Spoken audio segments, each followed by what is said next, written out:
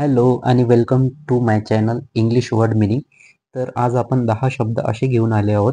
जर तुम्ही कुठे इंटरव्ह्यूला जात असाल तर हे 10 शब्द तुम्हाला खूप कामी पडू शकतात. तर याचं आपण आज वर्ड मीनिंगमध्ये इंग्लिशमध्ये त्याला काय म्हणणार? मुलाखत. मुलाखत म्हणजे इंग्लिशमध्ये होते इंटरव्ह्यू.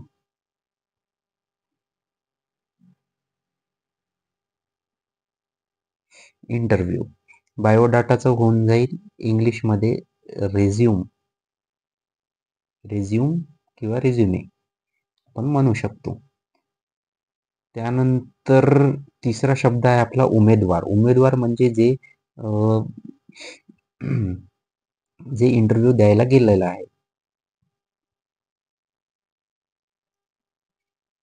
तर ते इंग्लिशमध्ये होते कॅन्डिडेट. एक सेकंड. कॅन्डिडेट इंग्लिशमध्ये. नोकरी इंग्लिशमध्ये जॉब. नियोक्ता. नियोक्ताला इंग्लिशमध्ये काय म्हणायचं? जे की आपल्याला नोकरी देणार आहे ते त्याला काय म्हणायचं? EMPLOYER. एम्प्लॉयर. त्याच्यानंतर कर्मचारी. कर्मचारी कोण असते? जे की काम करणारे म्हणजे जे जॉब घ्यायला आले ते त्याला आपण काय म्हणणार? एम्प्लॉई.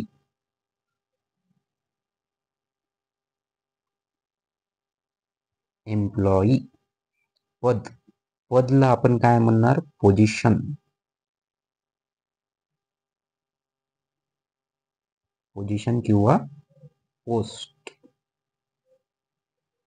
ज्या पोस्टसाठी किंवा ज्या पोझिशनसाठी तुम्ही इंटरव्ह्यू द्यायला गेले आहेत ते पद, ते पोझिशन किंवा पोस्ट.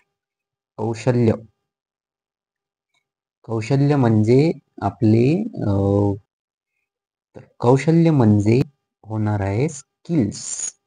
तुमच्यामध्ये काय स्किल्स आहेत असं प्रश्न विचारू शकते किंवा तुमच्यामध्ये काय कौशल्य आहे, काय खूप चांगलं तुम्ही तुमच्यामध्ये आहेत ते तुम्हाला इंटरव्ह्यूमध्ये सांगताना तुमचे स्किल्स सांगा असं म्हणणार, तर तुमचे कौशल्य तुम्ही सांगा, त्यांचा अर्थ असा होईल.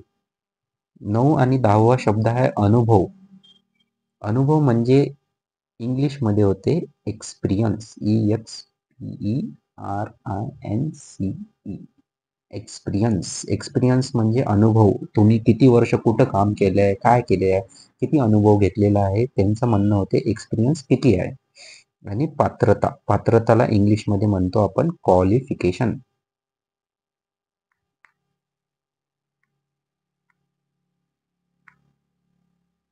क्वालिफिकेशन. क्वालिफिकेशन म्हणजे पात्रता. तुम्ही जे इंटरव्ह्यू द्यायला गेले आहेत, जे जॉब तुम्हाला भेटणार आहे, त्याच्यासाठी तुम्ही क्वालिफाय करता का नाही? तुमची पात्रता आहे का नाही? ते ते त्यांनी ठरवून सांगतात. ते असते पात्रता, क्वालिफिकेशन.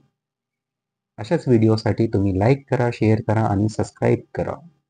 धन्यवाद.